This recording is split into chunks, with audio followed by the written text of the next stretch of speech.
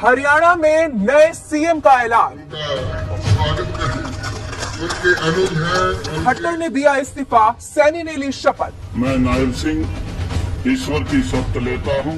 24 घंटे से भी कम में कैसी बदली हरियाणा की सियासत। आखिर क्यों टूट गया गठबंधन और फिर से कैसे बन गई बीजेपी की ही सरकार, ये सब कुछ आज मैं आपको बताने वाली हूं। तो चलिए शुरू करते हैं बात चुनाव की।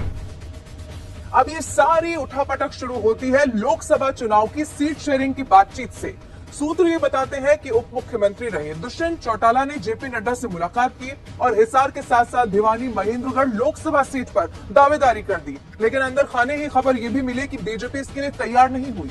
यही से बात इतनी ज्यादा बिगड़ती चली गई और फिर नतीजा गठबंधन टूट गया। लेकिन सवाल यह है और होना भी चाहिए कि अगर बात सिर्फ बीजेपी और जेजेपी के गठबंधन की थी तो फिर आखिर खट्टर ने इस्तीफा क्यों दे दिया। इसके कई सारे कारण हैं जो आप एक एक कर मैं आपको बताती हूँ। सबसे बड़ा कारण जो रिपोर्ट्स में दावा किया गया वो ये है कि बीजेपी वहां एंटी इनकम्बेंसी से जूझ रही है। अब थोड़ा सा आपको और समझाऊं तो कुछ मुद्दे भी हैं जो इतनी सुर्खियों में रहे कि लगा सरकार को डेंट पहुंचा सकते हैं, जैसे 2020 का किसान आंदोलन, 2023 में पहलवानों का मुद्दा और एक बार फिर से किसानों का दिल्ली चलो मार्च। तो इस फेरबदल के पीछे एक सोची समझी रणनीति दिखाई देती है।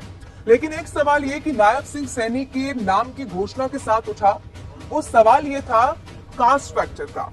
आखिर क्यों जाट बहुल हरियाणा, जहां की राजनीति जाटों के इर्द गिर्द रही है, तो कैसे बीजेपी ने चुनाव के इतना करीब ओबीसी वाला दाव चल दिया है।